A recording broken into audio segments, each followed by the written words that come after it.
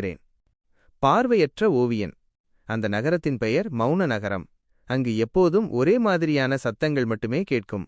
மனிதர்களின் பேச்சு, வாகனங்களின் இரைச்சல், பறவைகளின் ஓசை மைனஸ் இவை அனைத்தும் அங்கு இல்லை. காரணம், அந்த நகரத்தின் மக்கள் அனைவரும் பார்வையற்றவர்கள். அவர்கள் தங்கள் உலகத்தை தொடுதல், கேட்டல் மற்றும் உணர்தல் மூலமாக மட்டுமே அறிந்திருந்தனர். அந்த நகரத்தில் ஒரு இளைஞன் இருந்தான். அவன் பெயர் அகிலன். அகிலனுக்கு பிறக்கும்போதே பார்வை இல்லை. ஆனால் அவனுக்கு ஓவியம் வரையும் ஆசை இருந்தது. இது மிகவும் வினோதமான விஷயம். ஏனென்றால் பார்வை இல்லாத ஒருவர் எப்படி ஓவியம் வரைய முடியும்? அகிலன் ஒரு நாள் ஒரு கைவினைப் பொருள் கடையில் ஒரு பழைய துருப்பிடித்த கண்ணாடி துண்டை கண்டான். அதை எடுத்து தடவி பார்த்தான். அதன் மேல் ஒரு உருவம் இருந்தது. அதை உணர்ந்த அகிலன் அது ஒரு தாமரை மலர் என்பதை புரிந்து கொண்டான். அன்று முதல் அவன் தனது விரல்களால் பொருட்களைத் தடவி அவற்றின் வடிவங்களையும் அமைப்பையும் தனது மனதில் பதிய வைத்துக்கொள்ள ஆரம்பித்தான். அகிலன் ஒருமுறை ஒரு சிற்பியைச் சந்தித்தான். அவரிடம், ஐயா, எனக்கு ஓவியம் வரைய ஆசை. ஆனால் எனக்கு பார்வை இல்லை. நான் எப்படி வரைவது என்று கேட்டான். சிற்பி புன்னகைத்தார். கண்ணால் பார்ப்பது என்பது ஒரு வழி. ஆனால் மனதால் உணர்ந்து வரைவது என்பது இன்னொரு வழி. உன்னால் உணர்ந்து வரைய முடியும் என்றார். அகிலன் குழப்பமடைந்தான். மனதால் உணர்வதா? எப்படி?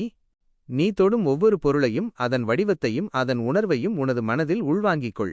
உதாரணத்திற்கு, ஒரு கல்லின் கடினத்தன்மையையும், ஒரு பூவின் மென்மையையும், ஒரு ஆற்றின் ஓசையையும் உன் மனதில் ஒரு உருவமாக உருவாக்கு.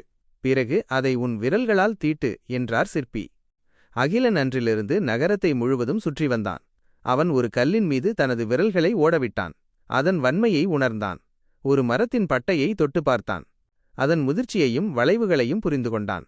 ஒரு பூவின் இதழ்களை தொட்டு அதன் மென்மையையும் நறுமணத்தையும் உணர்ந்தான்.